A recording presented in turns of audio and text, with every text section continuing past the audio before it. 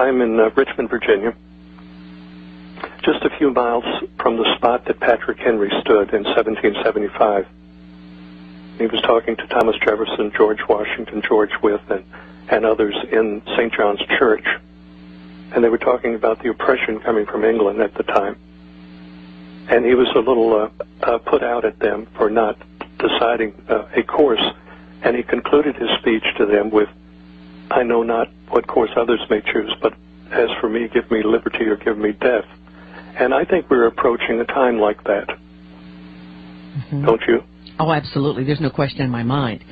I talked with you about a discussion I had with a military member who admitted to me, well, first of all, he did not believe that there was such a program. However, he was stationed at one of the bases where I knew some of the operations were taking place on this aerosol clouding or aerosol dispersion or whatever you want to call it.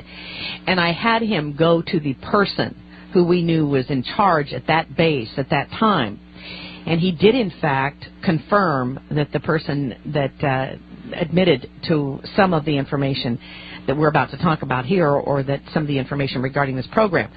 And he was so disillusioned when I talked with his military officer. He said, "I am leaving the military, Joyce. I did not believe you when you told me about Gulf War illness." And then he said, "I became ill. Then I found out the doxycycline was true. And then now I have found out about this spraying issue." And he said, "I can no longer serve the military." Well, let's talk about this subject of what the aerosol program is, and how you were able to obtain this information. First, Joyce, if you will allow me, let me paint a picture, a time picture. At first, you may think it's not related, but you will see that it is related. So if you will indulge me just a minute, let me go back to the Kennedy assassination. Do you remember Jim Garrison in New Orleans, the DA down there, fingered 27 people as being part of the plot to kill the president? Mm-hmm. Carlos Marcello was the major drug dealer in New Orleans, and his people were involved. Now, one of the people associated was a man named Barry Seals. He was a drug dealer and later a CIA operative. The FBI report on Carlos Marcello, the big drug dealer and underworld character, the FBI report said he made his money selling tomatoes and real estate, and that was the FBI evaluation of the #1 drug dealer. Now, remember Barry Seals. Now, fast forward to the Watergate break-in in 1972. Now, I was at the Watergate. The CIA had a rather large international operation there under a corporate name. Then they had other foundations under that and so on. By the way, did you know the Catholic Church built the Watergate complex as a real estate investment? And they named the Watergate for the dam that went across the Potomac River at that time. It was a Watergate. Now, in the Watergate, there were apartments, condominiums, and office section. 3 sections. And inside of the office section was the Democratic National Committee. The FBI found a link between the Democratic National Committee and the White House and a call girl operation, prostitution, that was across the street from the Watergate. I think it was the Plaza condominiums. I'm not sure. I don't remember that. But it was right next to the Holiday Inn that was across the street.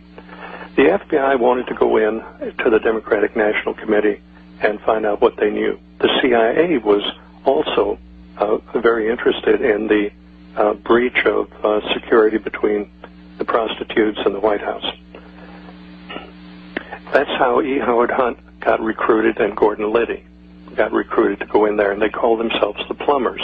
They were going to go into the Democratic National Committee to stop the leak, the Plumbers. So here you had the CIA, the FBI, wanting to do this, and the key man was John Dean III. John Dean. We're going to come right back after this 4-minute break. Our guest today is A.C. Griffith, and we're going to see how this leads into the aerosol crime issue, aerosol program of some sorts that the U.S. government has, and it has already killed people. We'll be right back after this 4-minute break with A.C. Griffith. Stay tuned.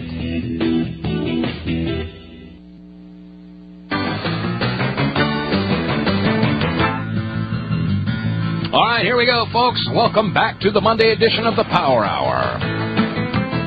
Coming up on 25 minutes past the hour, whatever hour you're sitting in. And folks, hold on to your hat. You know, there are a lot of folks out there that have been talking about this chemtrail, contrail issue for, 10, 12 years, at least that.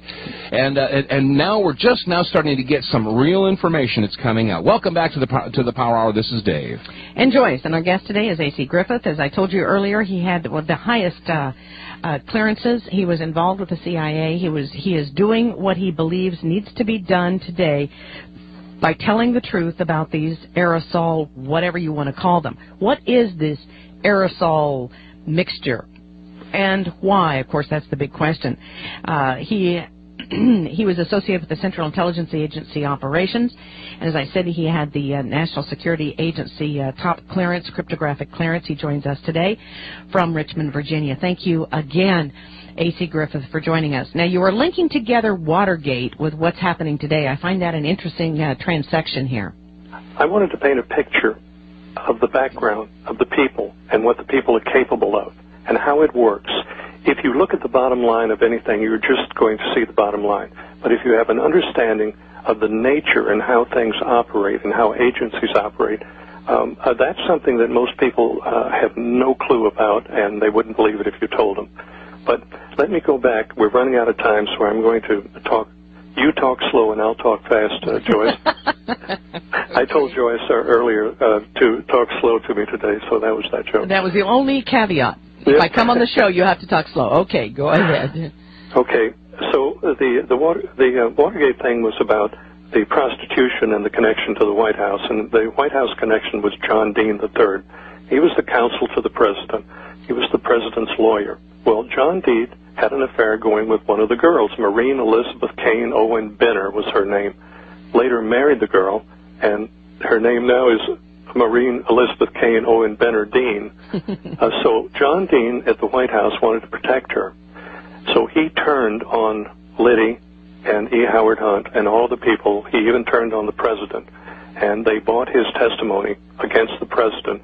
And that kind of in a nutshell, oversimplified, of course, is how Nixon was brought down. Nixon came into the game later. He probably had actually little to do with the actual manipulation. He was manipulated into that. And the CIA was involved in that, and the FBI was involved in it.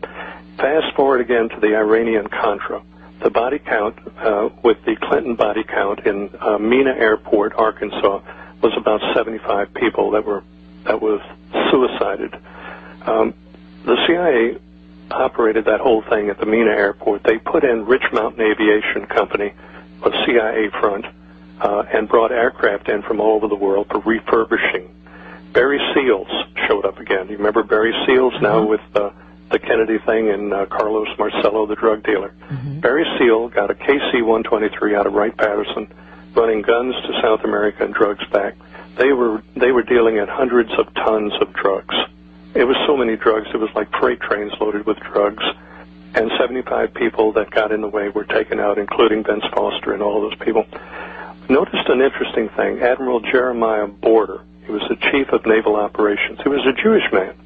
He enlisted in the Navy when he was 17 years old, stayed an enlisted man for 6 years, and then went up in the ranks to become the #1 naval officer for the United States Navy. He was chief of naval operations. Well, unexpectedly one night he decided to suicide himself in his house, and he shot himself twice in the chest with a shotgun. That's quite a feat. Yes, it is. Now, he was the chief of naval operations, and he opposed the chemtrail project. Then the chemtrail project started after Admiral Borda was replaced. Jeremiah Borda. He was a dedicated man. He was a sincere man. He was a good man. So you're seeing a picture of how this thing operates. The CIA finances projects with monies earned elsewhere. The monies that go into CIA projects don't necessarily come out of congressional appropriations. And I will tell you that the Congress as a whole is completely oblivious to the aerosol program. They are afraid to ask. I had an interview meeting